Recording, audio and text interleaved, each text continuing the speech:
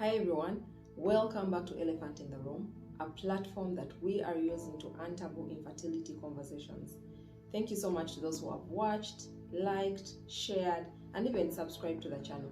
And if you've not, please pause, click that subscribe button so that you're notified every time that we put up a video.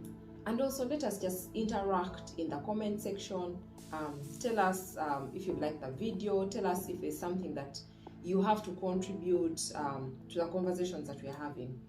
So today I really want to talk about the reproductive system and how the reproductive system is not our enemy. The reproductive system is our friend. So we need to normalize conversations about the reproductive system. And I really want to make this conversation in relation to all the other systems in the body, because we know that our bodies are made up of different systems. They're made up of the cardiovascular system, the reproductive system, nervous system, skeletal system, digestive system, reproductive system.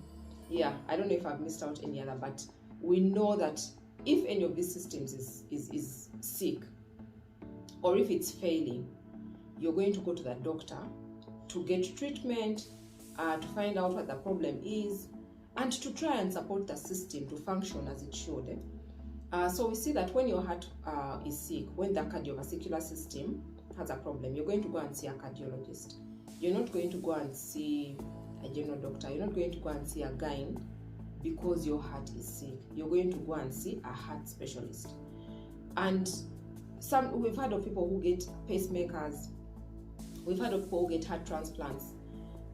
This is because your heart that God created you with is failing. So they support your body with a heart from someone else to help you live longer, basically. And we've seen people who get kidney transplants. When the liver is sick, they treat it. When your lungs are sick, they're going to treat them. So in the same way, when your reproductive system is sick, you're going to go and see a specialist, and in most cases it's going to be a fertility doctor to treat your reproductive system. So if we don't find anything wrong with someone getting a heart transplant or someone getting a kidney transplant, then I don't see why it is wrong for someone to get their reproductive system treated.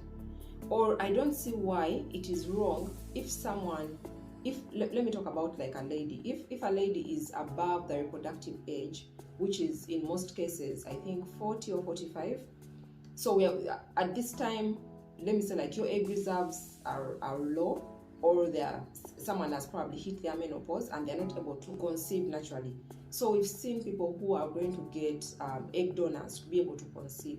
This person probably had like prior medical conditions that prevented them from getting pregnant or from conceiving, and also because maybe they didn't know where to go, so they wasted all this time trying to see other doctors who are not really giving them the help that they need.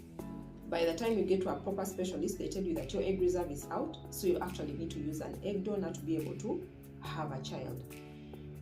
And there's a lot of stigma when it comes to the reproductive system, but then we don't hear people talking about someone who has got a heart transplant. Just the way we think that by getting fertility treatment, the doctors are creating, they are not creating. No one is taking God's position, but they're just making use of the gifts that God has given them, the wisdom that God has imparted in these doctors to be able to help people who are facing challenges conceiving. So when someone's lungs are failing, they are probably going to put you like on oxygen support.